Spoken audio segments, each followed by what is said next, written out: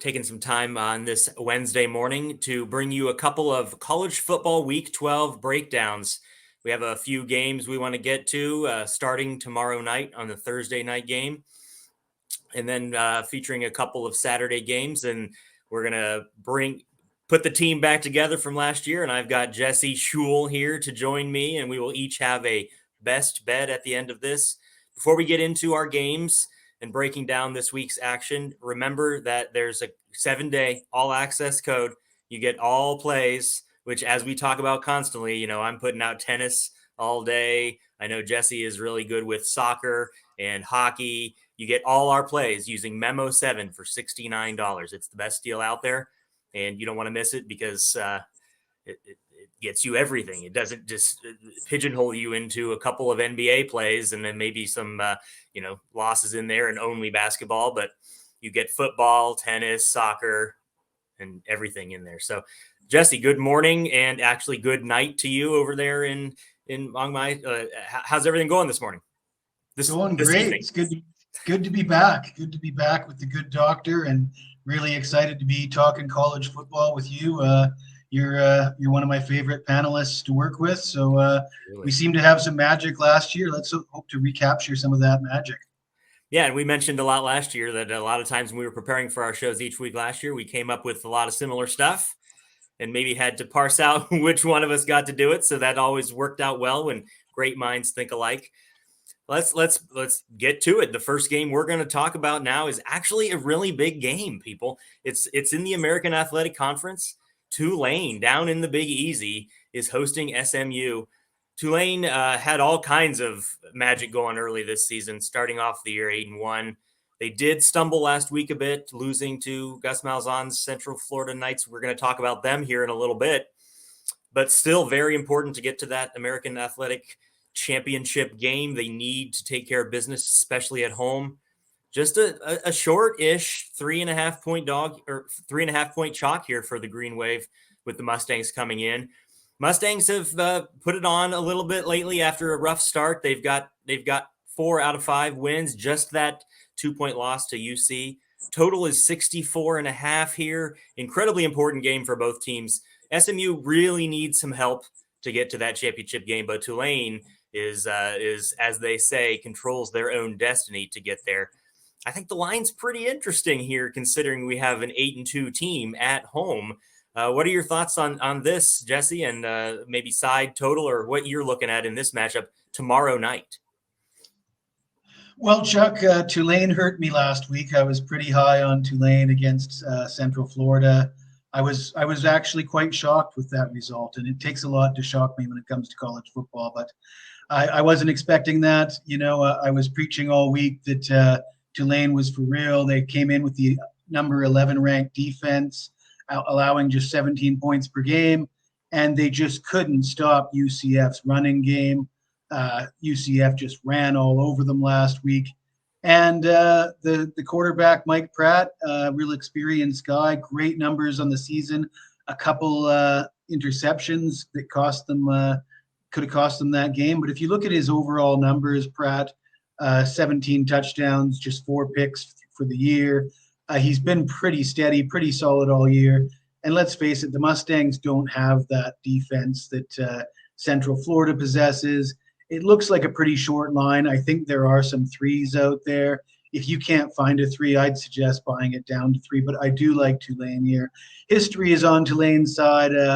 They are 7-1 against the spread in their last 8 in conference, 10-2 against the spread in their last 12 overall, of course. Mustangs, 6-14 in their last 20 in the month of November, 6-15 against the spread in their last 21 road games. The Mustangs just don't have much of a defense. I know they can put points on the board in a hurry, but I don't expect them to be able to do that against a stingy Tulane defense. I'm going to go with Tulane here.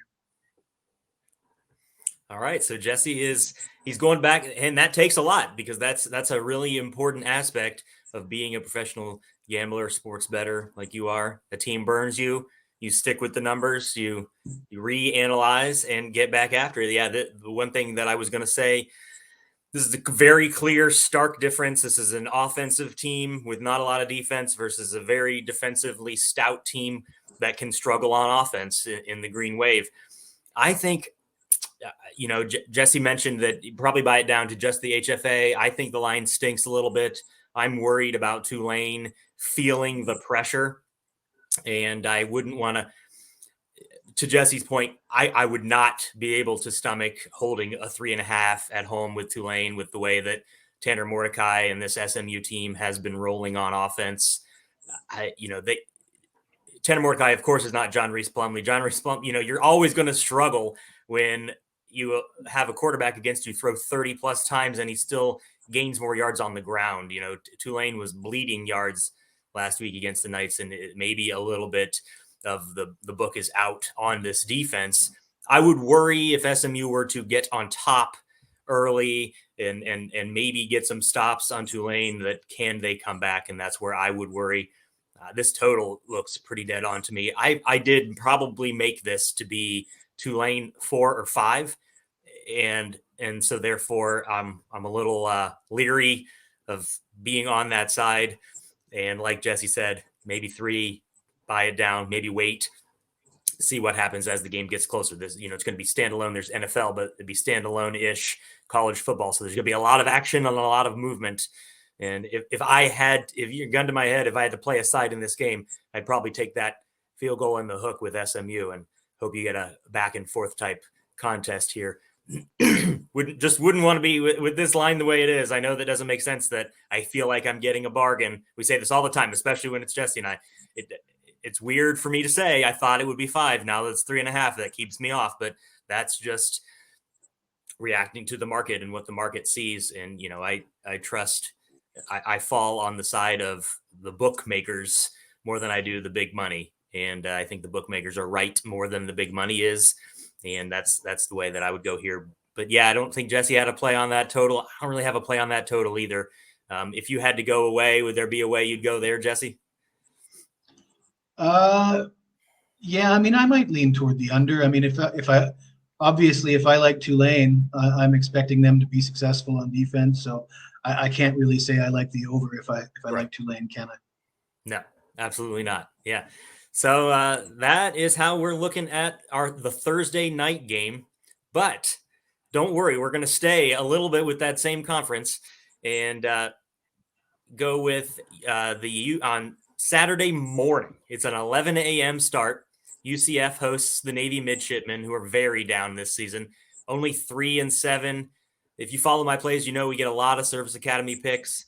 Navy has been a tricky team this year because they're 3-7, but they've covered twice as many times as they win.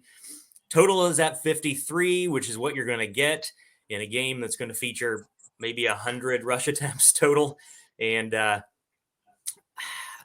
I don't know if you want me to break this down first, Jesse, or if you want to get the go, but I think this line is, I don't know what UCF's going to do after getting that win. Like you mentioned, we're kind of talking about similar situations here. UCF did get that big win over Tulane, ran all over the field, and didn't look terrible on defense. Gus Malzahn's kind of got this team rolling a little bit here, and I can't imagine, I looked up a spot where an 8-2 team is hosting, and this is just exact stuff, but if you expand it out a little bit, but an 8-2 team hosting a team with 3 or less wins this late in the season in November, the situation here is, and yes, the line is big, but the situation here is there's 108 of these, and the team in UCF spot to win the game is 107-1. There was only one loss. The only loss was Utah a couple years ago when they faced Oregon, and Oregon was just having a down year, but it was, aberrant stuff. And that's the one outlier in this spot. So do with that what you will, because it's 17. The average line in that is 24. So maybe UCF is a little bit short here. I made them 17. And I think even with Navy's kind of inept offense, I would want to be on the over here, because I don't think John Reese Plumlee is going to suddenly think that he shouldn't just take off. They shouldn't call designed runs, which actually his running opens up the pass. Really modest passing numbers, to be honest, on the season, but his rushing is elite. And he doesn't seem like the kind of guy that would be an elite rusher, but he's averaging nearly 6 yards a carry, and he's got 9 scores just on the ground. I think they jump all over Navy. But as we saw last week, Navy can come back and you could forget about them and move on in your head, and Navy could score 19 points in the second half like they did in another game. I would not want to be on the under in this, even with all the running. And it's tricky too. And Ralph has brought this up on multiple shows, and Rob Vino has brought this up on multiple shows. If you think you're going to get a game where both teams are going to just run a bunch, then you're going to think, oh, that should be under. But no, when you get a second string team in, and if you're running, or if you do go to the second stringers, they're already prepared to run. Everyone is prepared to run. There's nothing different about the scheme when you go to different players, if it is something like a blowout late. And so I would really like this over. I thought this would be at a full 8 touchdowns, honestly. So I think you're getting a field goal at least worth of value. Don't think that I could be on any side, but the Navy side here, especially after what we saw last week with the Notre Dame game. Obviously, I think UCF wins this game and moves towards, needing to root for SMU even further. But I would want to be on Navy, and maybe this is a spot, like Jesse said, with that first game where you get that 17, make it 17, and you get that full, don't come back and backdoor a 17 and you have 16.5. So what are your thoughts on this, Jesse, on Navy, trying to, I think bowl eligibility is out for them. When I started researching this game, I was pretty surprised with what I saw. But I came up with a different conclusion than you did, and that makes it more fun, doesn't it? Yes. It probably would surprise a lot of people to learn that Navy is the number 1 ranked run defense in the conference. They're only allowing 86 rushing yards per game, which seems amazing, and especially considering all the games they play against service academy teams. Last week, they held Notre Dame to 66 rushing yards. That was after Notre Dame just ran all over Syracuse. So that's pretty impressive to me. And then you've got their opponent here, Central Florida, just ran for 336 yards and 4 touchdowns in that win over Tulane. So you know that that's what Central Florida wants to do. It looks like strength against strength. Therefore, I would lean toward the under. Interesting little tidbit about Navy's quarterback situation. Ty Lavatae is out for the year. The guy that they got replacing him, I'm not sure if I'm pronouncing it right, but it's a little funny to me that the guy's name is Xavier Airline. It's not really spelt like airline, but it looks close enough to me, and that's what I'm going to roll with. I'm going to call the guy Airline. Navy's quarterback is named Airline. He was not living up to his name. 2 of 4 for 57 yards and a touchdown last week against Notre Dame. The total is low. Is the problem? The number is low. There's probably really no value betting the under. But if you put a gun to my head, the under is 6-2 in Navy's last 8 road games. Under is 4-1 in UCF's last 5 home games. I think UCF is perhaps in a bit of a letdown spot as well. I could see them not covering this. I would also lean toward Navy, but we're on the same. We got the same idea there, but different ideas with the total. Yeah, good. And this is not a Plumlee situation, but we also have that last year game where Navy actually was down going into the fourth quarter, 30-17, and scored 17 points in that fourth quarter to come back and win. So, Malzahn might remember that, and some of the UCF guys. But yeah, I mean, you're definitely right about a letdown spot, because it's going to be hard for UCF to think that they have much competition. I think guys are paying more and more attention to what the thoughts are. You and I talk all the time about finding outright dogs that could win as getting double-digit points. I don't think that's this spot, but like you said, let down or Navy defense or whatever, I wouldn't want to be on UCF laying that many points here in this spot, no matter if they're going to win the game or not. So that brings us to probably what everyone would consider the meat and potatoes of the show here. We're going to break down an SEC matchup here between Georgia and Kentucky. So Georgia, again, number 1, 10-0. They're laying more than 3 touchdowns, going up to Kentucky. Kentucky come in 6-4, very up and down year. We've talked about them a lot on the shows. I really want to get your idea about what to do with this big of a home dog, because you sure don't make long-term money laying tons of touchdowns on the road. But this Georgia team is unbelievable. And the more I watch Oregon, the more I think that is this a revolutionary Georgia team. They won the national title. They're better on offense. Stetson Bennett looks better. The defense lost everybody to the draft, and they're better. And the way that I make the numbers out and power rate everybody, I try and parse it into, similar to DVOA stuff, I parse it into elite, good, and average teams. And they're an elite team by so far and away, it's kind of insane. An elite team with their schedule would have nearly 2 losses. And the next closest team is Tennessee, who would have nearly 2 losses. And they do have a loss to this team. And so I just, if you can find a way, I'm excited to hear if you could find a way to stomach having a Wildcats ticket here, because they're going to have that ball for 42 minutes, which they could do. Stoops could pull this off, but Georgia can also get the ball back in those 18 minutes and score on 4 plays. So what are your thoughts on this play or the total, which is another low total here? If you were hoping that I was going to take Kentucky, you better curb your enthusiasm, because I think that it's far more likely that Georgia pitches a shutout here than Kentucky comes anywhere close winning this game. Will Levis has been a huge disappointment. Whoever ranked him as a top NFL prospect should get fired immediately. That being said, he's been sacked 14 times in his last 3 games. He was sacked 4 times last week. He threw 109 yards on 11 of 23 passing with an interception.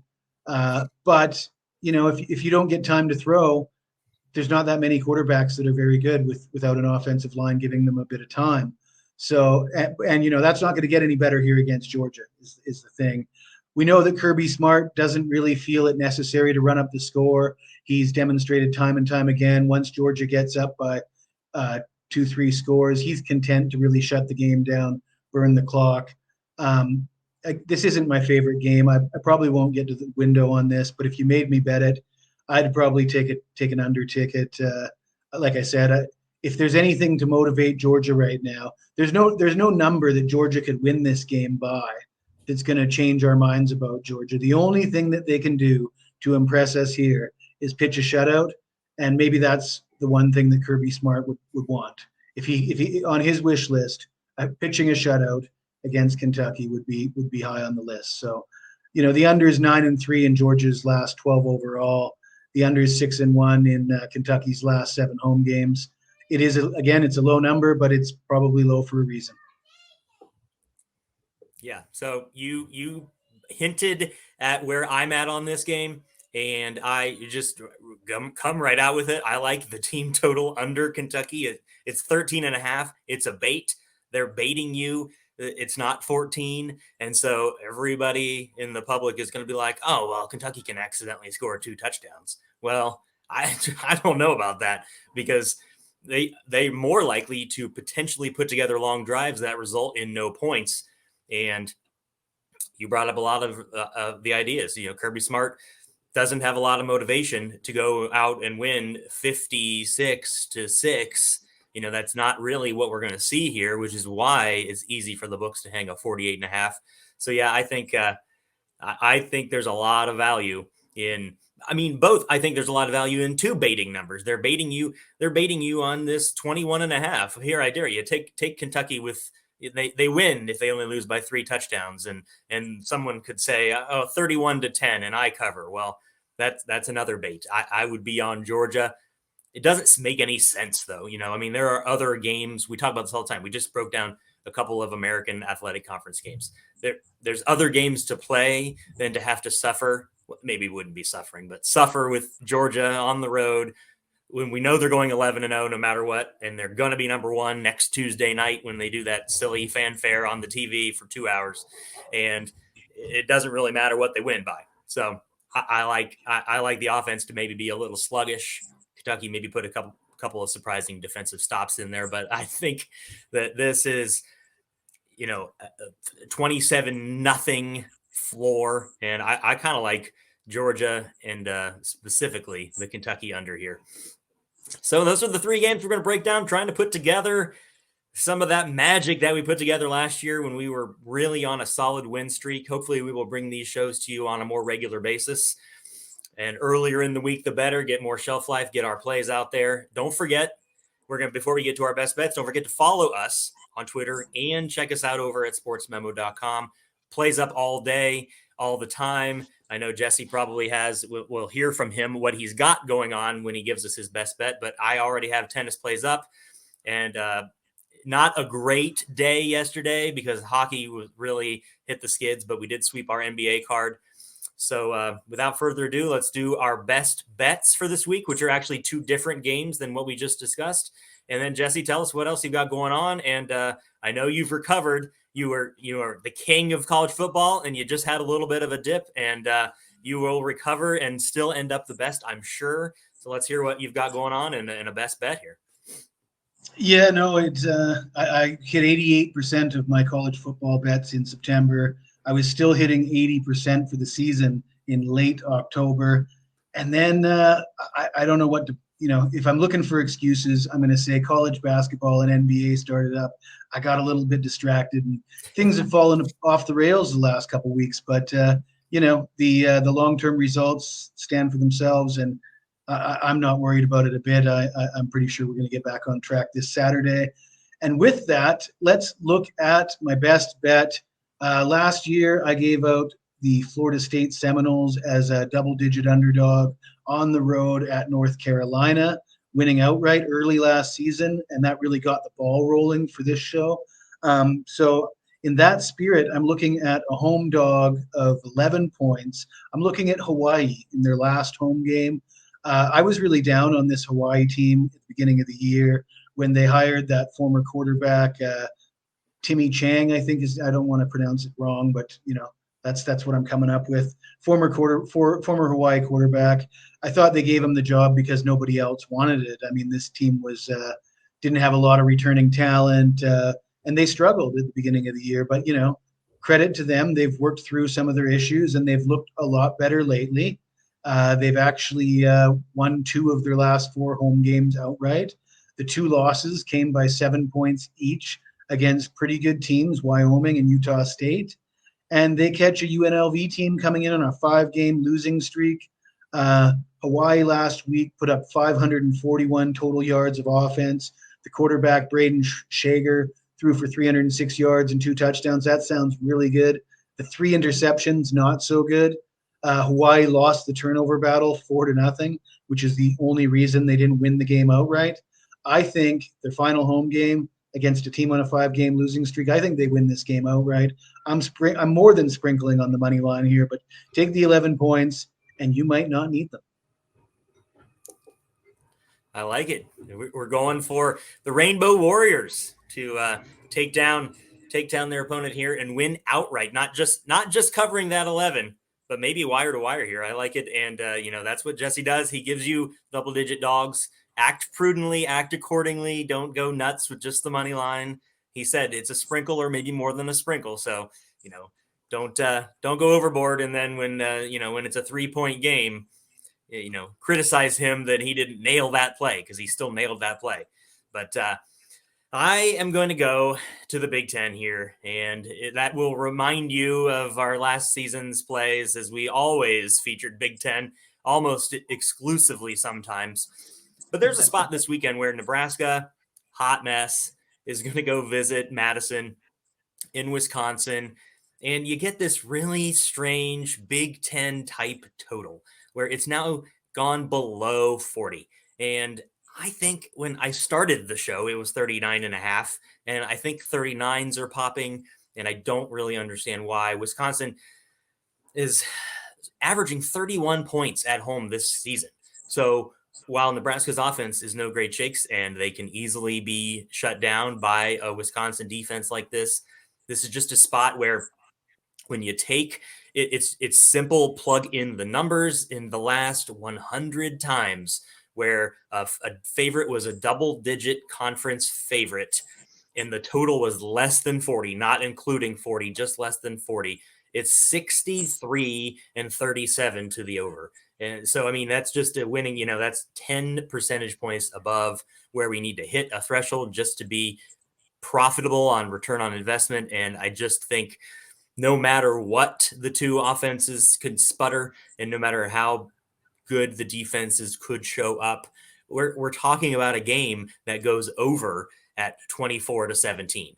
And so I like this to be a lot closer to 49 than I do 39. And the implied total on this now, with Wisconsin being a nearly 2 touchdown favorite, is something in the vicinity of 27-12 or 26-12. And so if you like those numbers and you want to 26-13, something like that, if you like those numbers and you think that's where it's going to be, then maybe this is, there's a lot of unders that go on in Big Ten slogs, 3 yards and a cloud of dust type offenses. But this is just a spot. It's a pure value play. The total keeps dropping. It opened above 40, 41 maybe. And now you're going to get this. It might drop more. So watch the line, find your best play. But I think this could just accidentally bleed over. And you could even have a defensive touchdown, one of those nasty things. I mean, look at the way Monday Night Football ended, right? So you can always have that type of stuff. And I think the value here is to maybe easily, maybe at the half, you're looking at there being 4 touchdowns already. And I love the spot here to go over this total. But we have other plays as well. I've already released a couple of college football plays, and I know Jesse will have more as well. So that puts a cap on this week's college football breakdown, brought to you by sportsmemo.com. Do not forget 7-day all access, which includes tennis, includes props, includes all levels of all sports that we can release. You get that using Memo 7 for $69. So for Jesse, this is Dr. Chuck signing off, and we will see you next week for some more winners.